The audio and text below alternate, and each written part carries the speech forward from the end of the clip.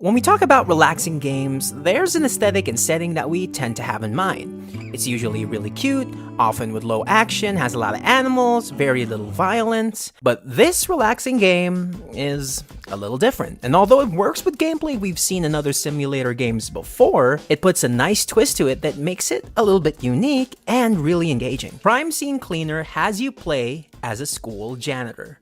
But the kind of cleaning you do isn't your typical spill or school table. You see, your character Kowalski is experiencing some financial issues as he needs to come up with the money needed to pay for his daughter's treatment at the hospital. Because of desperation, he ends up working for the mob, where he cleans up after their messy deeds to avoid any scrutiny from the cops. Don't let the setting and the premise fool you though.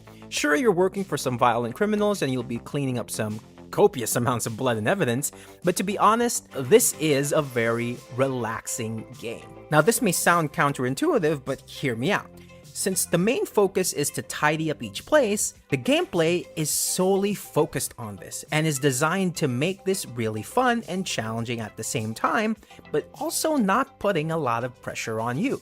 Since there's no time limit, you can calmly mop and sponge up those nasty bloodstains, gather up trash and bodies so you can dispose of them. What I love best about the game though is how each level is super interesting. Since you're coming into the location after the events have taken place, you're only going to have a general idea about what happened based on the mission brief or the short cutscene that plays beforehand. But when you get there, you can often piece together how things went down based on the evidence you find, where the bodies are located, how blood is splattered with hand, foot, and sometimes even paw stains. It's such a clever way to make the job a little bit more engaging because now you're kind of focusing on something more than just, the tidying up, as there's some sort of B-plot that happened during the crime that you can kind of follow.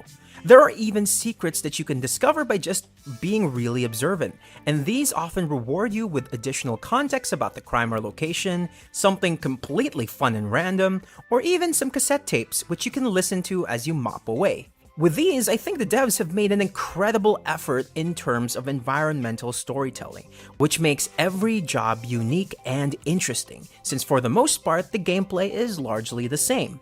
I also think this opens up a ton of potential levels in a future installment or even in DLC, as they can get really creative in setting up the crime scene.